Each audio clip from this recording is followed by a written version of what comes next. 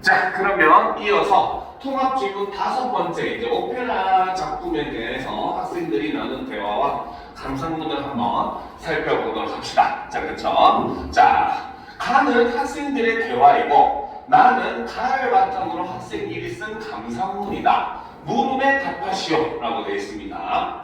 자, 학생 1의 말부터 한번 봅시다. 이번 과제가 공연을 감상하고 감상문을 제출하는 거잖아. 지난번 모임에서 우리 모두는 모차르트의 오페라 피가로의 결혼을 감상하기로 정했고, 그래서 지난번 모임에서 우리가 감상의 대상은 바로 뭐다? 모차르트의 오페라인 피가로의 결혼, 이 작품을 감상하기로 했다는 거죠. 이게 바로 감상 대상 작품을 선정한 내용을 이렇게 얘기를 해주고 있죠. 자, 그래서 오늘은 피가로의 결혼에 대해 각자 조사해서 얘기해 보기로 했지라는 거지. 그쵸? 자, 여기서도 역시 이 학생 1번은 그쵸? 언제나 그렇듯이 사회자 역할을 하고 있습니다. 그래서 지금 이 부분에서도 역시 마찬가지 질문의 형식을 통해서 자, 그쵸? 자, 그래서 바로 지난 모임의 내용을 환기시키고, 그렇죠? 그 다음에 여기에 플러스 바로 조사 내용을 공유할 것을 요청을 하는 이런 모습을 우리가 볼 수 있다는 거죠. 자, 그런데 이제 우리가 왜 조사해야 되는지에 대해서도 이 학생은 얘기를 합니다. 아무것도 알지 못하는 상태에서 공연을 감상하면 공연의 참된 맛을 못 느낄 수도 있으니 말이야. 더구나 우리 모두 오페라는 처음이잖아 라는 거죠. 자, 여기서 이제 이 부분에서 얘기한 것이 바로 무엇이다? 바로 오페라 작품에 대해서 대해 조사하기로 한 이유라고 볼 수 있다는 거죠. 자, 그러니까 우리가 알고 볼 때와 모르고 볼 때는 차이가 굉장히 크다라고 하는 걸 얘기를 함으로써 이에 대해서 우리가 조사를 하자라고 얘기했다는 거죠. 정통 클래식 공연이라 극공연이라 할 수 있는데 사실 좀 떨리면서 기대가 많이 되기도 해라는 거죠. 그래서 학생 1은 이 작품에 대해서 바로 뭐다? 걱정과 함께 기대감을 이렇게 드러내고 있는 모습을 볼 수가 있더라는 거죠. 자, 그랬더니 이제 학생 2가 본격적으로 조사한 내용을 이야기를 합니다. 저 늘 그렇듯 학생 2는 똑똑한 학생이에요. 그렇죠? 자, 제목은 많이 들어봤는데 잘 알지 못했거든. 그렇죠? 작품의 제목에 대한 인지도는 있었으나 내용에 대한 인지도는 없었다는 거죠. 조사하다 보니 무척 흥미롭더라고. 피가로의 결혼은 음악가들이 최고의 오페라로 꼽는 작품이라고 해라는 거죠. 자, 그러면 여기서 이 학생 2가 얘기한 이 내용은 바로 뭐다? 바로 대상 작품에 대한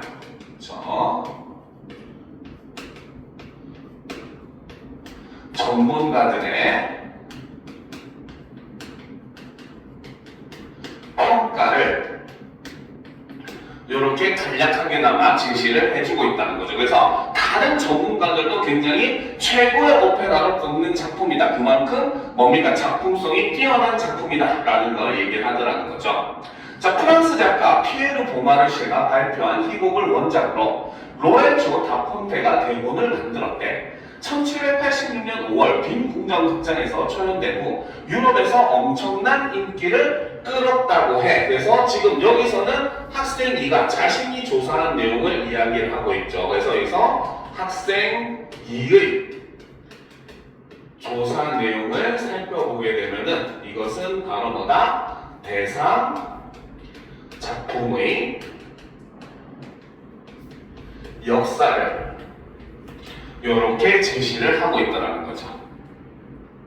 그래서 언제 시작되었고 누구에 의해서 만들어졌고 이런 것들을 지금 이야기를 한다는 거죠. 자, 그랬더니 학생 3은 얘기합니다. 나는 줄거리를 조사해봤어. 학생 3이 조사한 내용 대상은 작품의 줄거리를 조사했다는 거죠. 자, 다폰테의 3부작이라고 불리는 작품 중 일부라고 할 수 있는 세비야의 이발사에서 이발사 피가로가 알마비와 백작과 로지나의 결혼을 성사시키는데 2부에 해당하는 피가로의 결혼은 백작의 하인이 된 피가로의 결혼에 대한 이야기야. 백작은 피가로의 신부가 될 수잔나의 초약권을 얻으려고 하며 로지나를 백작에게 빼앗긴 바르톨로와 피가로를 좋아하는 마르첼리나는 피가로가 과거에 쓴 계약서를 이용해 결혼을 막으려고 하는 등 피가로의 결혼에는 장애물이 많아. 하지만 피가로, 수잔나, 백작 부인 로지나가 함께 힘을 합쳐 이 장애물들을 이겨내고 마침내 행복한 결혼을 하게 되는 이야기야 라는 거죠. 그래서 여기서는 바로 뭐다? 자신이 조사한 줄거리의 내용을 이렇게 제시를 하고 있죠. 그래서 학생 3은 일단 첫 번째로 바로 뭐다? 대상 작품의 줄거리를 요약해서 제시를 하고 있는 모습을 볼 수 있습니다. 자, 그런데 방금 얘기에서 초약권이라는 단어가 어렵지라는 거죠. 아주 대놓고 이렇게 얘기를 하고 있죠. 자, 그래서 지금 이 학생 3은 바로 뭐다? 초약권이라고 하는 우리가 평소에 지금은 현재 사라진 말들이라는 거죠. 그렇죠? 그래서 바로 생소한 용어를 그렇죠? 제시를 하고 그리고 이에 대해서 의미를 보면 초약권은 공건명주가 영지의 처녀들이 결혼할 때 신랑보다 먼저 신부의 첫날밤을 차지하는 권리네라는 거죠. 그래서 생소한 용어를 제시하고 그 용어의 개념을 설명하고 있는 이러한 모습도 우리는 볼 수가 있더라는 겁니다. 알겠습니까? 굉장히 야만적인 권리죠. 그렇죠? 초약권, 그지? 우리 남학생들 너무 좋아하는 거 아니야? 자, 그렇죠? 자, 그랬더니 자 봅시다. 나도 조사 과정에서 찾아봤는데 대단히 비인간적인 폭력이며 횡포인 것 같아 라는 거죠. 자, 지금 이 학생이는 바로 뭐다? 대단히 비인간적인 폭력이며 횡포인 것 같다 라고 얘기를 하고 있죠. 이것은 무엇에 대해서 그렇게 생각을 하느냐? 바로 중세 시대 풍습이 그렇죠? 초약권에 대한 그렇죠? 학생위의 부정적인 혹은 비판적인 견해라고 볼 수가 있다는 거죠. 그렇죠? 그래서 자신은 이거에 대해서 굉장히 안 좋게 생각한다라는 걸 얘기를 하고 있죠. 더구나 백작은 피가로의 도움으로 결혼에 성공한 건데 은혜를 원수로 갚는다는 말이 이래서 나오나 봐. 자, 여기서 은혜를 원수로 갚는다는 말이 이래서 나오나 봐 라고 얘기를 하면서 여기서는 바로 뭐다? 우리나라의 속담 즉 관용 표현을 인용을 해서 그렇죠? 자신의 생각을 뒷받침을 하고 있다는 거죠. 그렇지?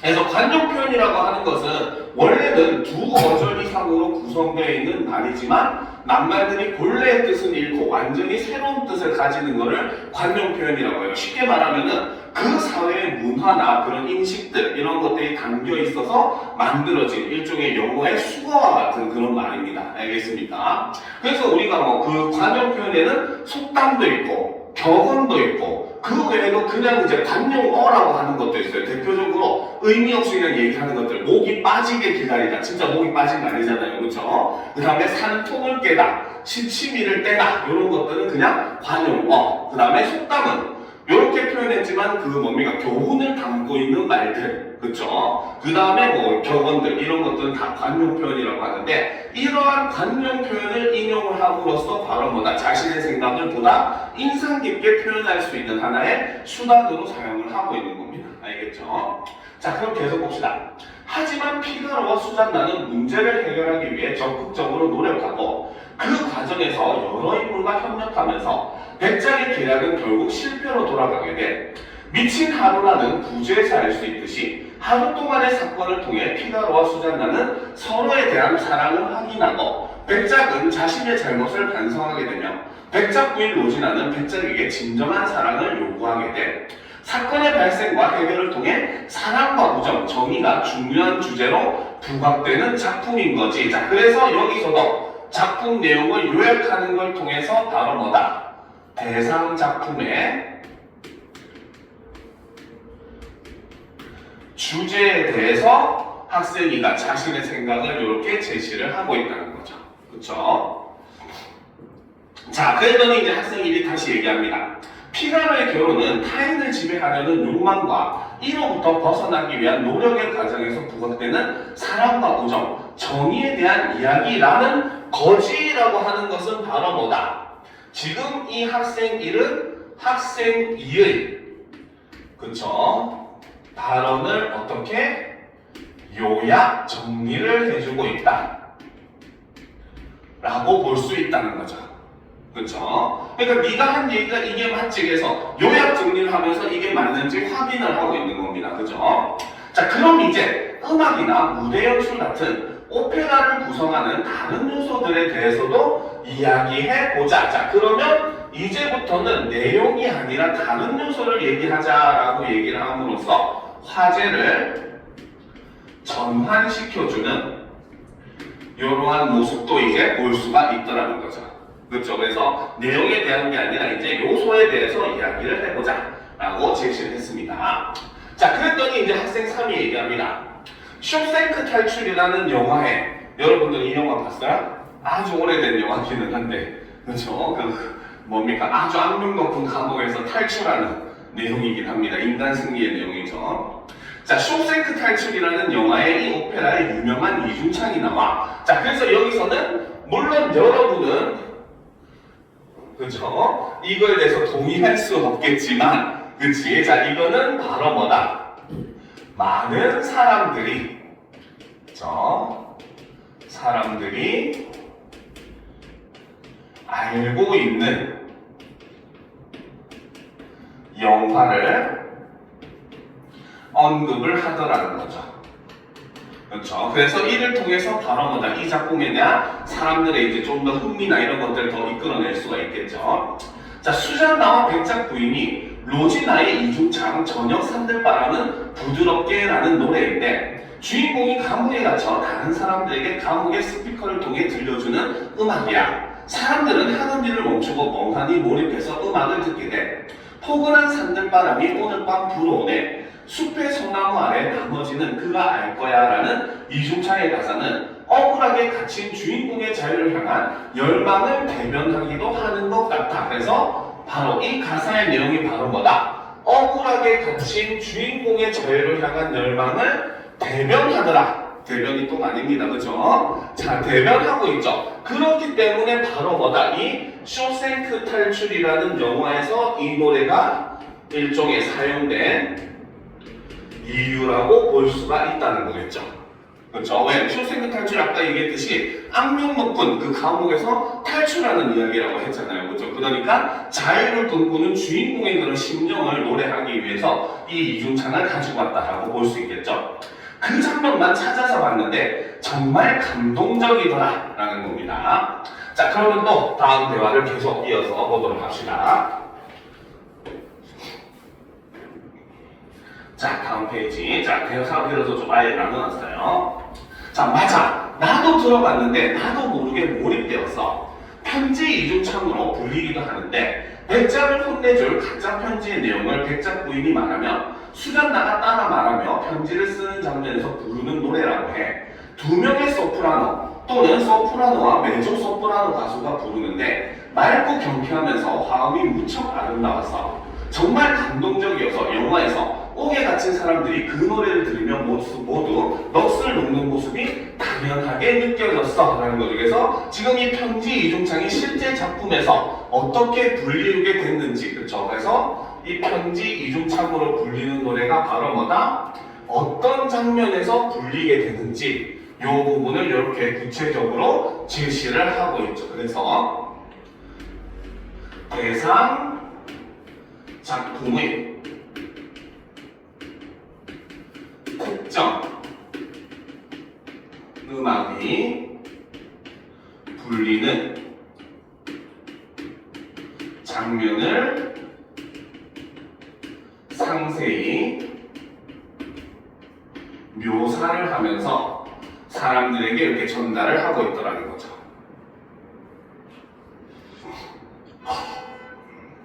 자, 그러니까 이제 학생 2가 다시 얘기합니다. 백작 부인이 부르는 아름다운 날은 가고라는 아리아도 참 좋아서 또 다른 작품을 제시를 하는 거죠. 그래서 아름다운 날은 가고, 그래서 다른 노래를 제시를 하는 거죠.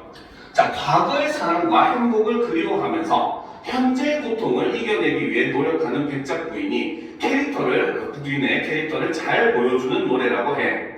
이렇게 미리 음악도 찾아들이니 실제 공연이 너무 기대돼. 그래서 조사의 과정을 통해서 이 학생이는 오히려 조사 활동이 바로 어떻게 작품에 대한 기대감을 더욱더 높여주고 있더라라고 하는 걸 이야기를 하고 있더라는 거죠.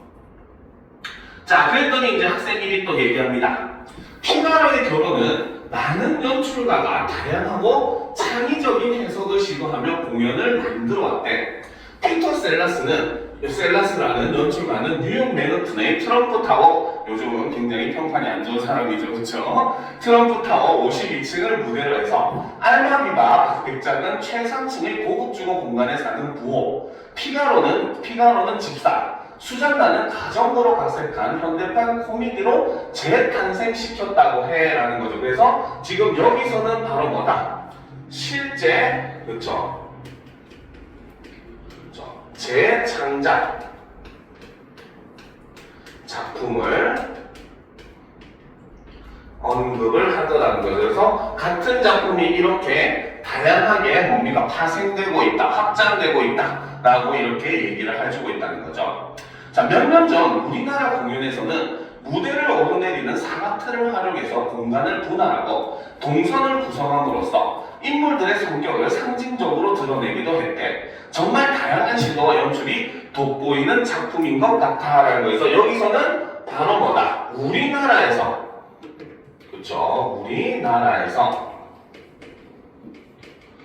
대상 작품을 각색한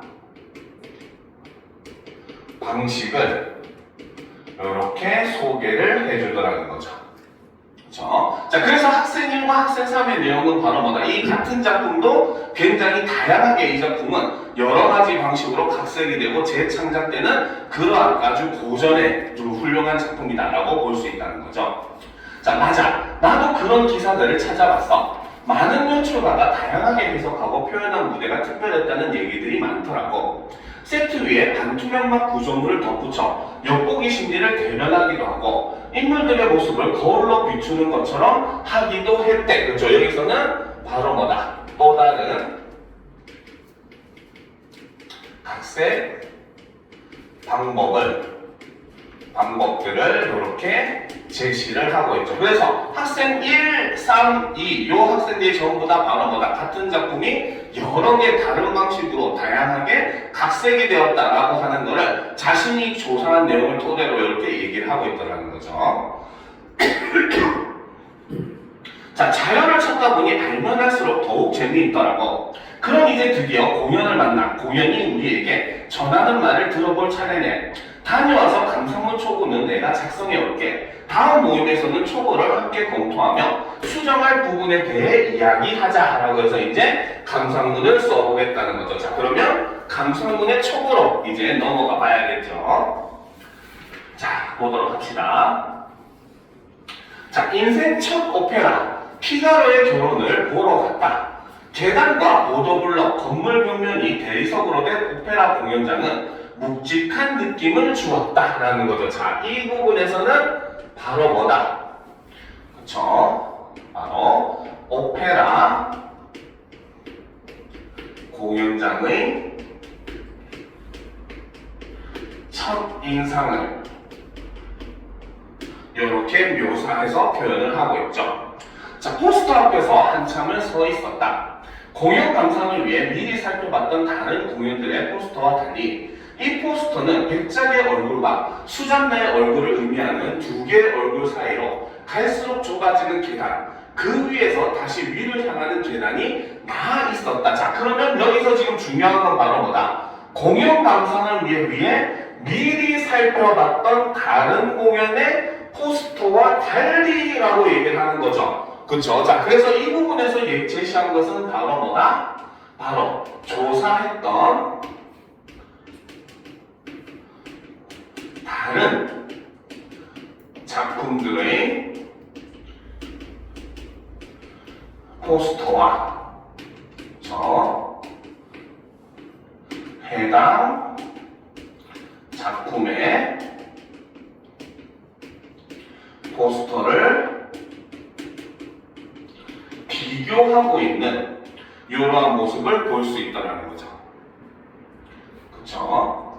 자, 위아래의 대립 속에 타인을 지배하고자 하는 은밀한 욕망이 느껴지면서 억압된 현실을 살아가는 인간의 욕망을 그린 최근 유명 영화제에서 수상한 작품이 떠오르기도 했다라는 거죠. 그렇죠? 최근 유명한 위아래 대립 속에서 타인을 지배하고자 하는 은밀한 욕망이 느껴지면서 억압된 현실을 살아가는 인간의 욕망을 그린 작품 뭐가 있겠어요? 뭐겠습니까? 바로 기생충이잖아요. 그치? 기생충이 바로 뭐다? 그 최상류층의 그런 욕망, 그리고 그 최상류층에 빌붙어서 기생에서 살아가고자 하는 그런 인간들의 욕망, 이런 작품들이 이제 떠오르기도 했다는 거죠. 자, 그래서 이제 이 포스터를 통해서 다른 작품을 지금 연상을 하고 있는, 그쵸? 그래서 작품이 떠오르기도 했다라고 얘기를 함으로써 바로 작품의 포스터를 통해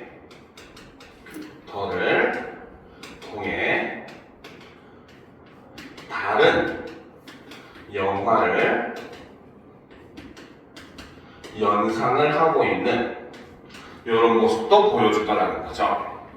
자, 원작은 18세기 후반 스페인 세비야를 배경으로 하고 있지만 이번 공연은 배경을 1920년대에서 30년대로 바꾸어 등장인물의 직업 및 캐릭터를 다시 설정했다. 자, 이것이 바로 뭐다?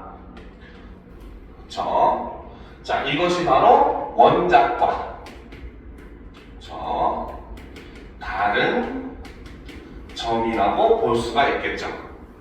그죠? 자, 백작 부인은 당대 패션계의 거물 디자이너, 수잔나는 수석 재단사, 백작은 최고 경영자로 설정되었는데 이는 계급 간의 갈등을 현대적으로 재해석한 것이다 라는 거죠. 즉 바로 뭐다? 이렇게 뭡니까?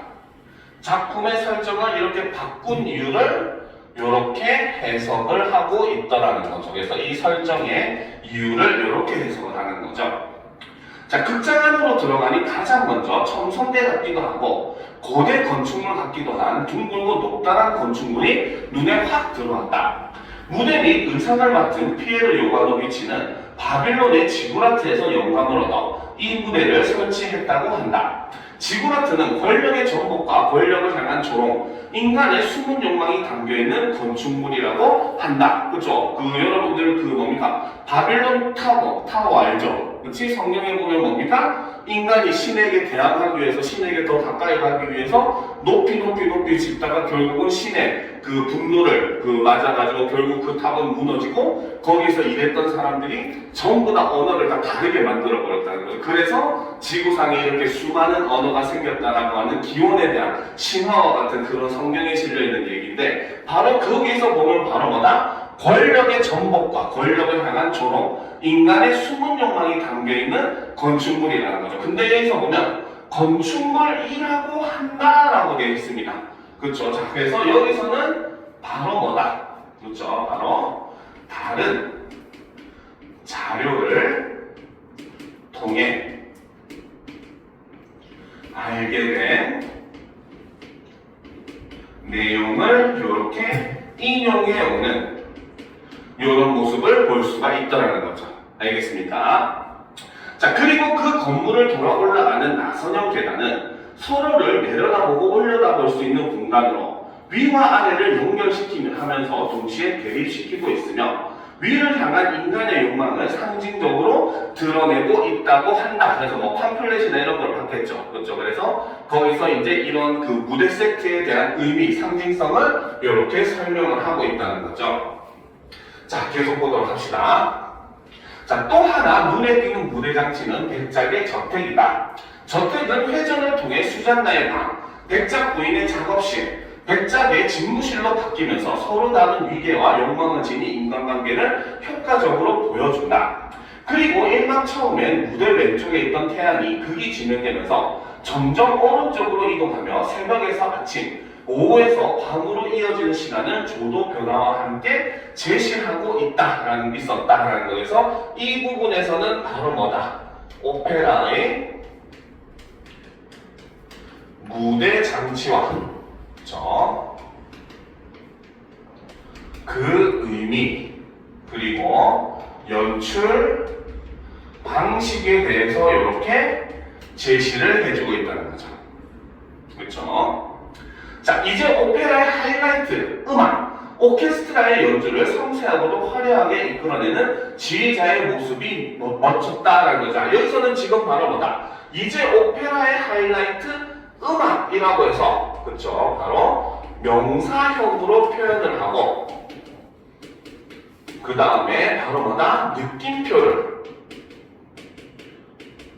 사용을 함으로써 바로 뭐다? 내용을 강조해주는 사람들의, 글 읽는 사람들의 이목을 집중시키는 이런 역할을 하고 있다는 거죠. 자, 오케스트라의 연주를 섬세하고도 화려하게 이끌어내는 지휘자의 모습이 멋졌다. 그리고 가수들의 아리아와 중창, 합창은 압도적이었다. 사전 조사에서 미리 들어왔던 편지 이중창, 아름다운 나랑 가고 등은 더욱 가슴에 스쳤다라는 거죠. 자, 이 부분은 아까 학생들의 대화에서 나왔던 그 내용들이죠. 그렇죠?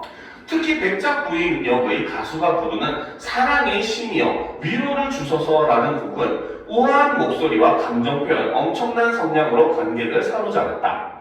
가수들의 노래와 능청스러운 연기, 오케스트라의 연주가 하모니를 이루어 만들어내는 세계는 극장한 구석구석을 아름다운 색채로 물들었다. 그래서 이 부분에서는 바로 뭐다? 오페라 음악에 대한 감상을 이렇게 전달을 해주고 있다는 거죠. 그죠? 자, 그러면 이제 마지막 문단을 봅시다. 자, 연출을 맡은 뱅상 위계는 음악 잡지와의 인터뷰에서 현대엔 90회의 유물인 초약권이 사라졌지만 그것이 내포하는 현실은 여전히 존재한다라고 하면서, 자, 여기서는 작은 뭐다? 연출을 맡은 뱅상 위계는 음악 잡지와의 인터뷰에서 라고 얘기를 하는 거죠. 그래서 여기서는 연출가의 인터뷰 내용을 직접 인용을 하는 이런 모습을 보여주더라는 거죠. 자, 그래서 여전히 존재한다라고 하면서 백작의 집은 하나의 작은 사회예요. 그곳에 사는 지배계급과 피지배계급을 단순히 선과 좋음과 싫음의 이분법으로 규정하거나 흑백 논리로 가를 수는 없어요. 누구에게나 지배와 권력을 향한 욕구가 있으니까요 라는 말을 덧붙였다. 결국 피가로의 결혼은 오늘날에도 여전한 갑과 을, 위기에 따른 상하관계, 기성세대와 신세대, 가진 자와 못 가진 자, 남성과 여성 등 편을 가르고 갈등하는 현실을 우리의 눈앞에 펼쳐 보인다라는 거죠. 자, 그래서 이 부분을 통해서 바로 뭐다? 이 글의 글쓴이는 바로 작품의 주제의식을 어떻게? 바로 현대사회에 적용을 시키고 그에 대한 깨달음을 보는, 깨달음을 얻는 그런 모습을 이렇게 제시를 하고 있다는 거죠. 자, 어떻게 횡포와 음모에서 해방될 수 있는가? 맞닥뜨린 상황에 대한 진지한 고민과 해결을 위한 노력, 그리고 그 과정에 존재하는 기지와 유머, 이 모든 것이 합해져 인간의 자유와 인간애를 가능하게 함을 모차르트는 아름답고 경쾌하면서 때로는 진지한 선율로 오늘의 우리에게 말하고 있다라는 거죠. 그래서 이 작품이 가지는 어떻게 보면 의의를, 피가로의 결혼이라고 하는 작품의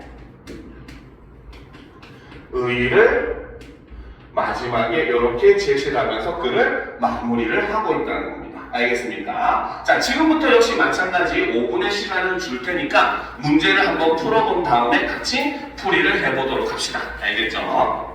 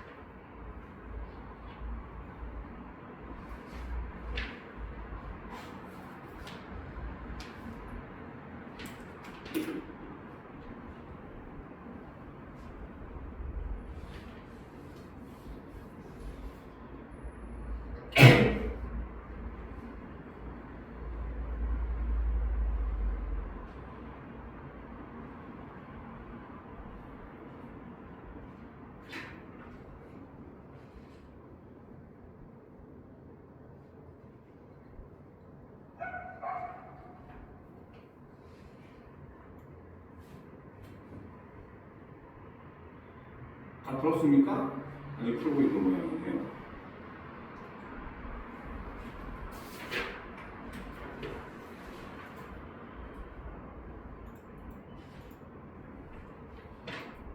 다 풀었어?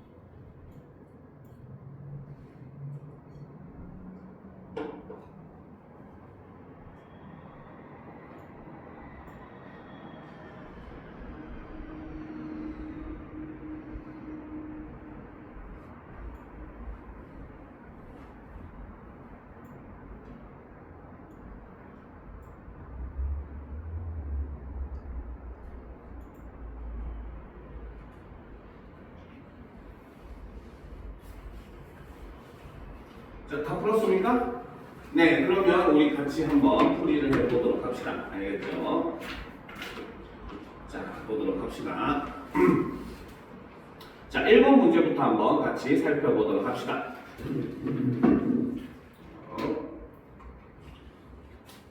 자, 봅시다. 자, 가의 학생 1의 말하기 방식으로 적절하지 않은 것은 이라는 거죠. 자, 늘 얘기했지만 이렇게 사회자의 역할을 하는 학생들의 말하기 방식을 묻는 문제는 거의 많이 나온다고 볼 수가 있어요. 그래서 적절하지 않은 것을 골라라 라고 했습니다. 자, 그러면 1번부터 봅시다. 자, 상대가 말한 내용을 간략하게 정리하여 다음 화제로 유도하고 있다. 그렇죠? 상대방이 말한 내용을 간략하게 정리한 부분이 바로 작품의 주제를 이야기하는 부분이었죠. 그렇죠? 그래서 학생 2가 줄거리가 이러이러하다 막 이렇게 얘기를 하고 뭐 처형권에 대해서는 막 얘기하고 이랬더니 이제 상대 학생 1이 그거를 요약 정리하면서 이제 바로 뭐다 여기서는 사랑과 우정, 정의에 대한 내용이라는 거 맞지? 하고 물어보는 그 장면이었죠. 그리고 그 다음에 뭐라고 했었다? 그러면 우리 이 다음에는 바로 뭐다? 음악이나 연출, 무대나 같은 이런 것들에 대해서 이야기를 해보자. 그래서 음악, 무대, 연출에 대한 이야기로 화제를 전환을 하고 있었죠. 그렇기 때문에 1번은 맞다고 볼 수가 있습니다. 알겠습니까?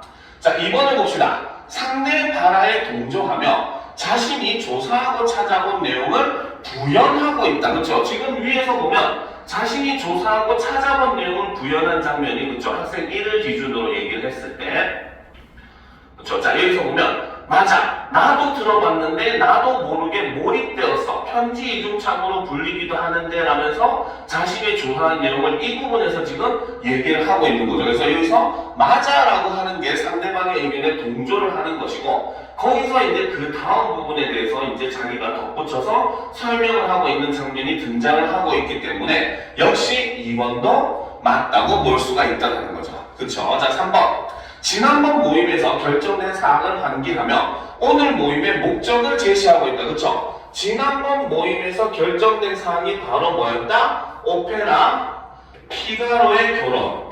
그쵸? 로이 결혼이라고 하는 작품을 선정을 했다. 라고 한 것이 그 모임에서 결정된 사항이었고 오늘 모임의 목적은 바로 뭐다? 공연 감상 전에 어떻게? 감상 전에 조사한 내용을 그렇죠? 공유하자. 그래서 우리가 작품에 대해서 알고 작품을 보러 가자라고 하는 게 목적이었다는 거죠. 그렇죠? 그렇기 때문에 3번도 맞다고 볼 수가 있습니다. 4번. 비유적 표현으로 앞으로 해야 할 남은 일과 그에 대한 기대감을 부각하고 있다. 자, 4번하고 5번하고 헷갈린 학생들이 많을 거예요. 알겠죠? 자, 사실 비유적 표현은 어디에서 사용되었느냐? 자, 마지막 부분을 보면은 그쵸? 자, 학생 1이 얘기합니다. 자료를 찾다 보니 알면 알수록 더욱 재미있더라고. 그럼 이제 드디어 공연을 만나. 공연이 우리에게 전하는 말을 들어볼 차례네 라고 했죠. 공연이 나한테 얘기를 해준대요. 그치? 그럼 공연을 마치 뭐처럼 표현한 거다? 사람처럼 표현한 거죠. 그래서 여기에서 쓰인 것은 바로 의인법이 사용이 됐습니다. 의인법도 비유법의 일종이에요. 비유법에 해당하는 거는 직유법, 은유법, 그 다음에 의인법, 활유법, 그 다음에 대유법까지 이렇게 포함이 됩니다. 알겠죠? 그렇기 때문에 의인법을 사용해서 공연이 우리한테 말을 건다라고 표현을 했잖아요. 그래서 의인법을 사용해서 그리고 마지막에 이제 바로 뭐다? 기대감을 표현하고 있다라고 하는 것도 역시 맞다고 볼 수가 있다라는 거죠. 그렇죠? 자, 5번. 상대에게 자신이 알고 있는 내용과 다른 부분에 대해 추가 설명을 요청하고 있다. 일단 이 대화에서는 바로 뭐다? 자신이 알고 있는 내용과 다른 부분에 대해서 언급하는 부분 자체가 없었어요. 알겠습니까? 그러니까 당연히 그에 대한 추가 설명을 요청하는 것 자체도 있을 수가 없다는 거죠. 5번 선지는 사실상 고칠 필요가 없이 완전히 다 틀린 선지다라고 볼 수가 있다는 겁니다. 알겠습니까? 자, 그러면 이제 2번 문제로 넘어가 봅시다. 자, AB에 나타난 의사소통 방식에 대한 설명으로 가장 적절한 것은 이라는 거죠. 자, A에서 학생 3은 학생 2가 말한 내용에 대해서 학생 2는 바로 무엇에 대해서 A 부분에서 학생 2는 바로 작품의 역사에 대해서 이야기를 했었죠. 그렇죠. 피가르의 결혼이 언제 초연이 되었고, 그렇죠. 그 다음에 어떤 반응을 얻었고, 어떻게 각색이 되었고 이런 걸 얘기한 부분이었죠. 자, 그래서 이 내용에 대해서 자신이 알고 있는 정보를 바탕으로 반박하며 추가 설명을 요청하고 있다? 아니죠. 여기서는 바로 뭐다? 학생 2가 말한 내용에 대해서 자신이 알고 있는 그 정보를 바탕으로 뭐다? 대상 작품의 다른 면보라고 하기 좀 그런데 면보, 즉 작품의 줄거리를 소개하고 있다. 이렇게 해야지 우리가 맞는 말이라고 볼 수 있겠죠. 즉 작품에 대해서 지금 조사한 내용을 발표를 했는데 발표한 분야 자체가 완전히 다르다는 겁니다. 그래서 학생 2는 역사에 대해서, 학생 3은 줄거리에 대해서 얘기하고 있기 때문에 이렇게 고치는 게 더 맞다고 볼 수가 있겠죠. 그렇죠? 자, 2번. A에서 학생 2는 학생 3이 언급한 내용의 일부에 대해 속담을 활용하여 무엇이었다? 은혜를 원수로 갚는다. 요거였죠. 자, 원수로 갚는다. 요거였죠. 그래서 자신의 생각을 드러내고 있다. 여기서 나타나는 자신의 생각은 바로 뭐다? 일종의 백작에 대한 그쵸? 비판적인 태도를 드러내고 있다라고 볼 수 있죠. 그래서 정답은 2번이라고 볼 수가 있다는 겁니다. 그죠? 자, 그 다음 이제 B부분. B부분은 바로 뭐다? 같은 작품이 굉장히 다양하게 각색되고 연출되었다라고 하는 걸 서로 이야기하는 장면이었죠.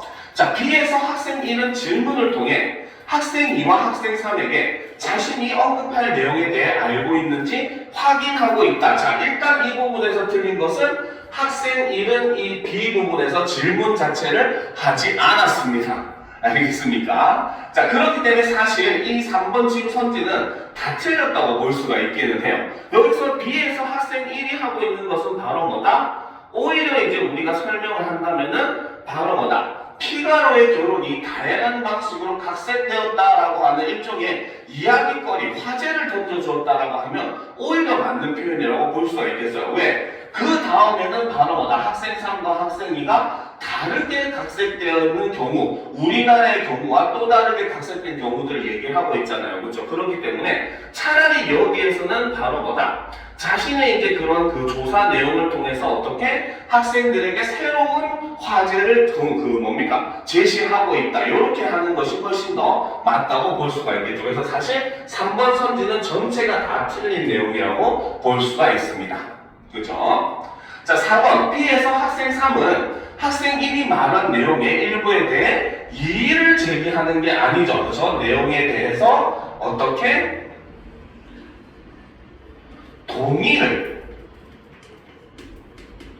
하면서, 그쵸? 상대 의견에 대한 반대 사례가 아니라 뭐다? 유사한 다른 사례를 제시를 하고 있다라고 보면 되고, 그 중에서도 특히 학생 3이 제시한 것은 바로 뭐다? 우리나라의 사례를 제시를 하고 있었죠. 그래서 이 작품이 우리나라에서 각색됐을 때는 이렇게 했었다라고 얘기하는 게 학생 3의 이야기였잖아요. 그렇죠? 그렇기 때문에 우리나라의 그런 유사한 다른 사례를 제시하고 있다라고 봐야 되는 겁니다. 그렇죠? 자, 5번. 자, B에서 학생 2는 학생 1과 학생 3의 발화를 통해 새로운 정보를 얻게 되어 유익했다? 아니죠. 발화에 통해서, 그렇죠? 발화에 대한, 그치? 또 다른 사례를 제시하면서, 그렇죠? 어떻게 동의하고 있다. 이렇게 보는 것이 더 맞는 표현이라고 우리가 볼 수 있다는 거죠.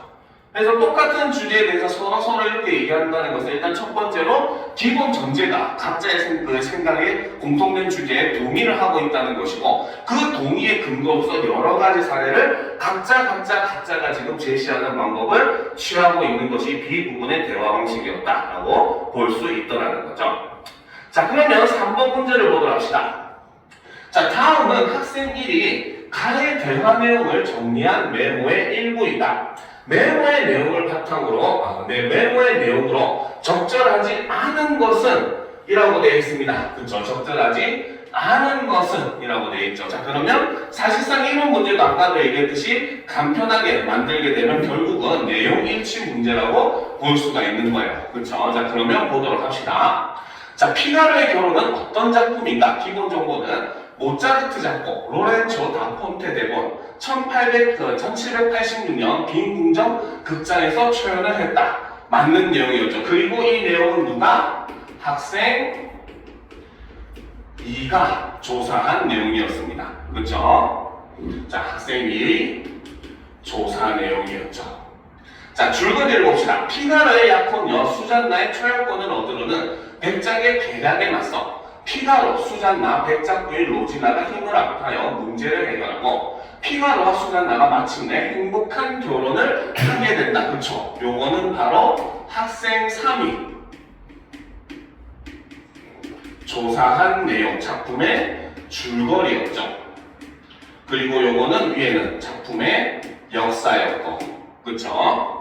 자, 3번 주제. 지배 피지배의 갈등을 통해 발견하게 되는 선과 악의 대립, 문제 해결 과정을 통해 느끼는 사랑과 우정, 정의의 가치. 그쵸? 이거는 뭐다? 얘가 맞죠? 그쵸? 무엇이 틀렸다? 얘가 틀렸습니다. 알겠습니까? 자, 특히나 이제 이 부분에 대해서 쐐기를 박는 내용은 사실 나 부분에 있었어요. 알겠습니까? 나 부분 글의 마지막 부분을 보게 되면 연출 맡은 사람의 인터뷰가 등장하는데 여기 있죠.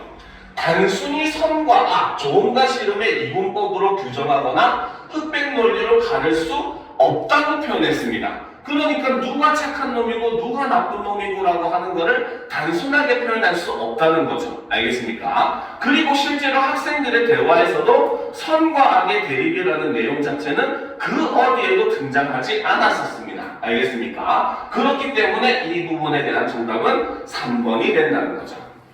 알겠죠? 자, 그러면 이제 또 계속해서 보도록 합시다. 자, 음악. 저녁 산들바람은 부드럽게 편지 이중창으로도 불린 영화 쇼생크 탈출에 삽입되었다. 아름다운 날은 가고 백작 부인 로지나가 과거의 사랑과 행복을 그리워하며 부르는 아리아, 현재의 고통을 이겨내기 위해 노력하는 백작 부인의 캐릭터와 잘 어울린다. 이것도 역시 학생들의 서로 대화에서 노래에 대해서 평가하는 내용이 있었던 내용이죠.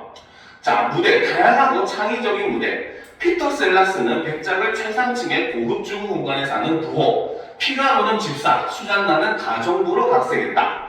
무대 연출의 특별함, 무대를 오르내리는 사각틀을 활용하고 반투명막 구조물을 활용하는 등의 다양한 무대들이 있었다. 요거는 아까 B 부분에서 학생들의 대화를 요약한 부분이었죠. 부분이라고 볼 수 있겠죠. 그래서 이 부분은 정답은 바로 3번. 주제에서 바로 첫 번째 주제는 아예 언급된 적이 없던 내용이라는 겁니다. 알겠습니까?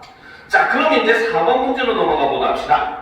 자, 가를 바탕으로 나를 작성하기 위해 세운 글쓰기 계획 중 나에 반영되지 않은 것은, 이것도 역시 사실은 내용이 똑같은 문제예요. 바로 가와 나를 비교했을 때 바로 뭐다? 서로 가에서 나에, 즉 나에 나타나지 않은 내용을 찾아라 라고 하는 간단한 문제로 볼 수가 있더라는 거죠. 그쵸?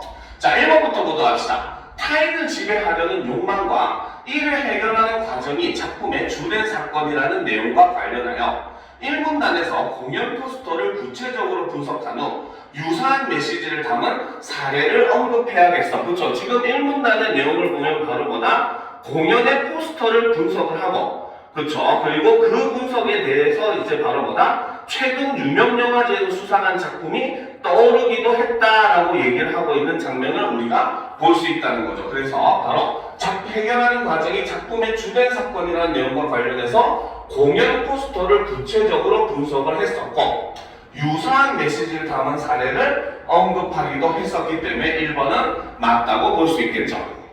그쵸? 자, 2번. 연출가들의 다양하고도 창의적인 해석을 바탕으로 한 특별한 무대 연출이 많다는 것과 관련하여 이 문단에서 시대 상황과 등장인물의 직업 및 캐릭터의 재설정, 그쵸? 자, 이게 바로 원작과 차이점을 언급했었던 그 부분이라고 볼 수 있겠죠. 그 다음 특별한 무대 연출에 대해서 언급을 해야 되겠다. 그렇죠? 이 부분도 내용이 등장을 했었습니다. 그렇죠? 실제로 무대 연출을 언급한 내용을 한번 살펴보게 되면은, 그렇죠? 여기서 보면 해가 뜨고 왼쪽에서 오른쪽으로 가는 그런 모습들, 그렇죠? 그리고 뭡니까? 그 여러 가지 계단이라든지 이런 것들을 상징적으로 이제 설치했었던 그런 장면들을 언급하고 있기 때문에 2번도 역시 맞다고 볼 수가 있겠죠.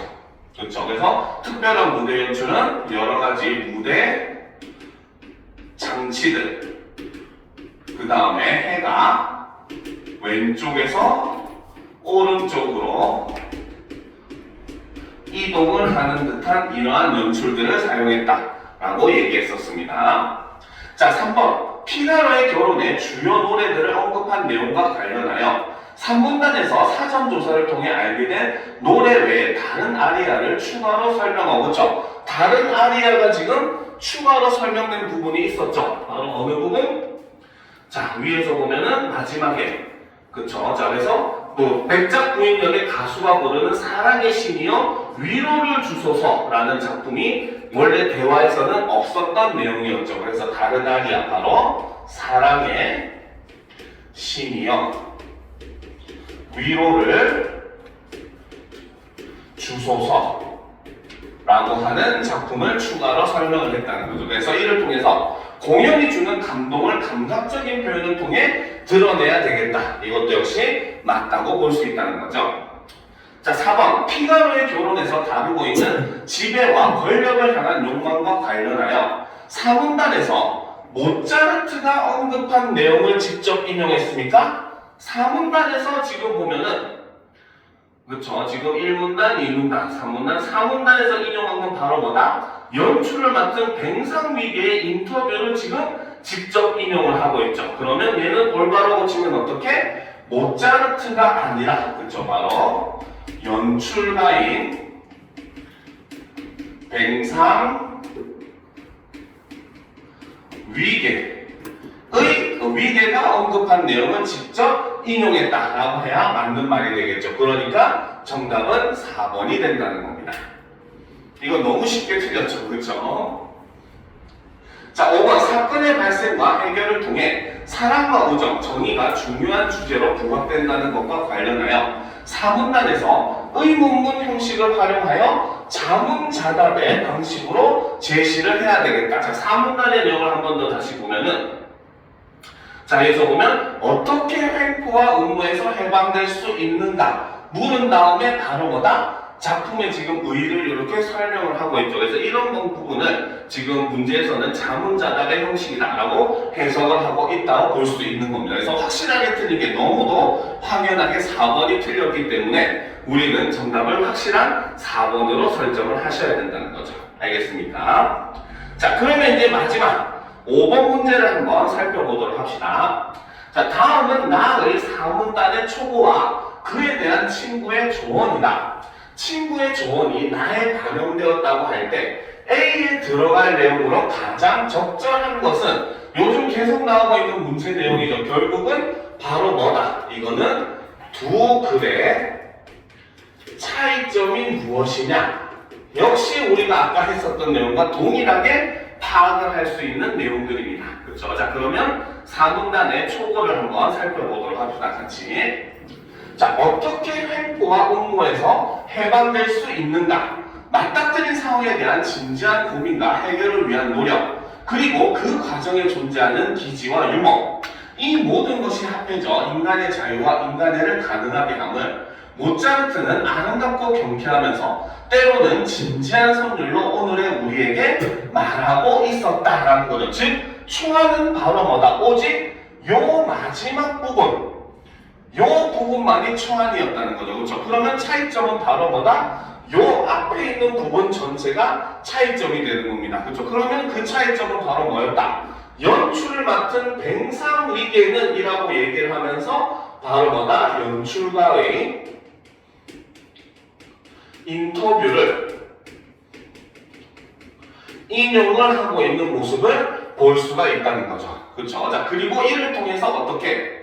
자, 잡지와의 인터뷰에서 현대엔 구시대의 유물인 초약권이 사라졌지만 그것이 내포하는 현실은 여전히 존재한다라고 하면서 백작의 집은 하나의 작은 사회요. 이곳에 사는 지배 계급과 피지배 계급을 단순히 선과 악, 좋음과 싫음의 이분법으로 규정하거나 흑백 논리로 가릴 수는 없어요. 누구에게나 지배와 권력을 향한 욕구가 있으니까요 라는 말을 덧붙였다. 결국 피가로의 결혼은 오늘날에도 여전한 갑과 을, 위기에 따른 상하관계, 기성세대와 신세대, 가진 자와 못 가진 자, 남성과 여성 등 편을 다루고 갈등하는 현실을 우리의 눈앞에 펼쳐 보인다. 즉, 이 인용을 통해서 결과적으로 얘기하고자 한 내용은 바로 뭐였다? 바로 이 작품이 현대사회의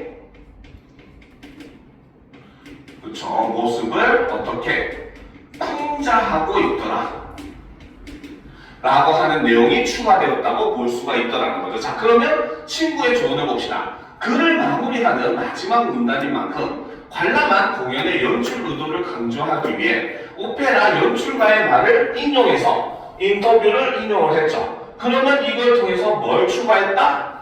A에 들어갈 내용은 바로 요 내용이 돼야 된다는 거죠. 무슨 말인지 알겠습니다. 그래서 우리 현대 사회에 이 내용을 적용하는 그런 내용의 문제가 들어가야 된다는 거죠. 자, 그러면 이제 5번 성질을 한번 살펴보도록 합시다. 자, 1번. 자, 소외와 불평등의 원인 및 해결 방안을 제시했다? 아니죠. 그렇죠? 소외와 불평등의 원인이라면 약간 그럴 수 있을까라고 생각을 하겠지만 해결 방안이라고 하는 거는 절대 제시가 되지 않았죠. 그렇죠?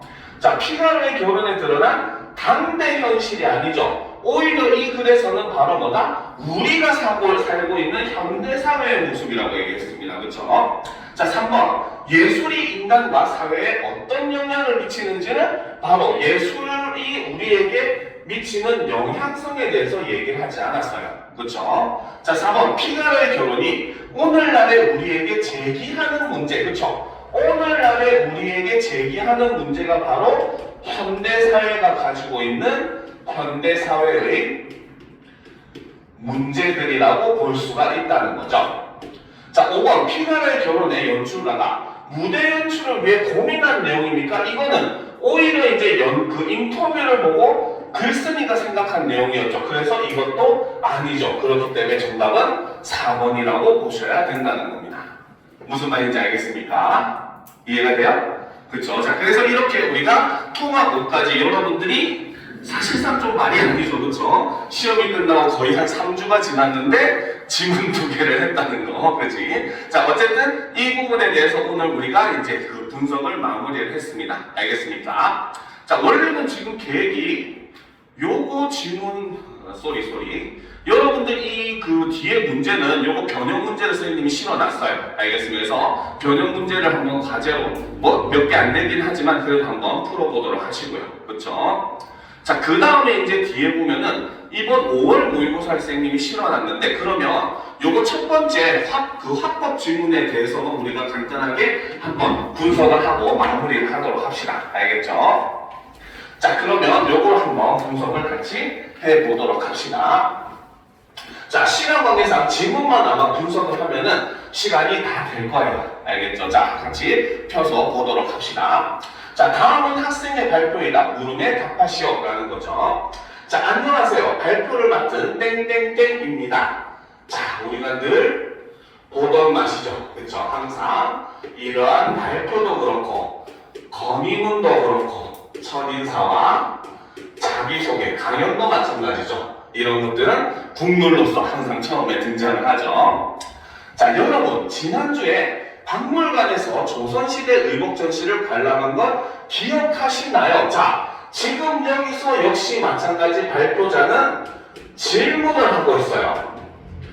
자, 그런데 그 질문의 내용이 바로 뭐다? 지난주에 니들과 나가 같이 어떻게 박물관에서 조선시대 의복을 보지 않았냐? 이 얘기라는 거죠. 즉 바로 뭐다? 질문을 통해서 바로 청중과 공유하는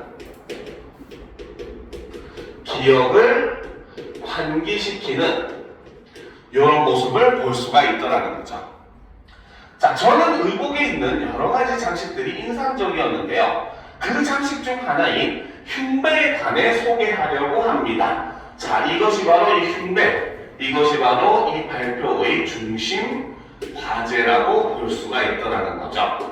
자, 그리고 이것에 대해서 소개하려고 한대요. 그 말은 이 글의 목적은 바로 뭐다? 설명문이다. 이 발표는 정보를 제공하기 위한 설명문적인 성격을 가지고 있는 발표이다라고 볼 수 있다는 거죠. 실제로 발표 중에는 주장을 하기 위한 발표도 있기도 합니다. 알겠죠? 그렇기 때문에 발표의 목적이나 이런 걸 판단하는 것도 사실 굉장히 중요한 요소 중에 하나예요. 자, 그럼 이제 보도록 합시다. 흉배는 왕족과 관료들의 의복에 주로 사용되었습니다. 그렇죠? 이것은 흉배가 사용된 부분이죠. 흉배가 사용된 곳이죠.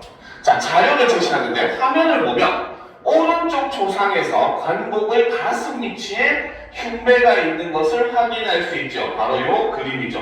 그쵸? 당시 관료들의 관복에는 가슴과 등 위치에 흉배를 달았습니다. 그러면 이 기억에 들어갈 자료가 바로 이 자료 1의 내용이라는 거죠. 자, 근데 봅시다. 자, 이번에는 왼쪽 초상을 보시죠. 관복에 흉배가 없습니다. 여기는 흉배가 없죠. 그쵸? 왼쪽은 고려말 문관 이색의 초상이고 오른쪽은 조선시대 문관 박유명의 초상입니다. 고려말까지 없었던 흉배가 조선시대에는 쓰인 것을 알 수 있지요. 자, 이걸 통해서 이 자료를 통해서 나타내고자 한 것은 바로 뭐다? 흉배가 쓰인 시기가 바로 조선시대라는 것을 알려주더라는 거죠. 알겠습니까? 그래서 이 자료 1번에서는 바로 뭐다? 바로 고려시대, 그렇죠? 초상화와 조선시대 초상화를 비교를 함으로써 이를 통해서 뭘 얘기한다? 바로 흉배가 쓰인 위치와 시기에 대해서 이렇게 제시하고 있는 게 자료 1번이 하고자 한 내용이었다는 거죠. 알겠습니까? 자, 흉배는 조선건국 이후에 사용되기 시작했는데 왕실의 위엄과 조정의 예를 강조하기 위함이었습니다. 자, 이것이 바로 흉배를 사용한 목적이라고 볼 수가 있겠죠. 자, 흉배는 지위에 따라 달랐는데 특히 관료들의 흉배는 주 문양에 따라 문관과 무관을 구별하고 관직의 등급인 품계를 드러내는 역할을 했습니다 라는 거죠. 자, 여기서 보면 주 문양이 하는 역할이 첫 번째 문관과 무관을 구별했고, 두 번째는 관직의 등급인 품계를 드러내는 역할을 했다. 자, 이거는 바로 뭡니까? 흉배의 주 문양이 한 역할이라고 볼 수가 있겠죠. 그쵸? 자, 대체로 문관의 흉배에는 고결함을 상징하는 날짐승을 주 문양으로 사용했으며, 무관의 흉배에는 용맹함을 상징하는 길짐승을 사용했죠. 날짐승과 길짐승 중에서도 풍계에 따라 각기 다른 동물을 주 문양으로 사용했습니다. 자, 자료 제시. 화면에 보이는 것은 조선시대 문관회료에서 출전한 쌍학 흉배의 복제품입니다. 바로 이 자료 2번이 여기 니은 부분에서 제시된 자료라는 거죠. 그래서 쌍학, 두 마리의 지금 학이 마주보고 있는 모습의 흉배이다. 이렇게 얘기를 하는 거죠. 자, 그러면 계속 보도합시다. 자, 화면에 보이는, 그쵸?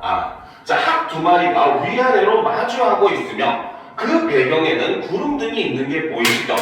자, 여기서 이제 이 학은 무엇을 상징한다? 바로 학문과 지혜, 청렴한 선비의 기상을 나타내는 동물로서 예로부터 문관을 상징했다는 거죠.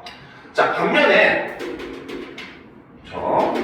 자, 흉배의 배경 문양으로 사용된, 그쵸? 배경 문양으로 사용된 상서로움을 상징하는 구름, 물결, 바위 등의 자연물은 바로 무엇이다? 의복을 착용한 사람의 복을 빌어주는 의미를 지녔다. 이렇게 해서 이 부분에서는 바로 뭐다?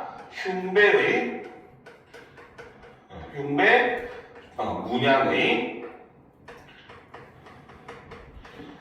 예를 들었고, 이때 사용된 주 문양과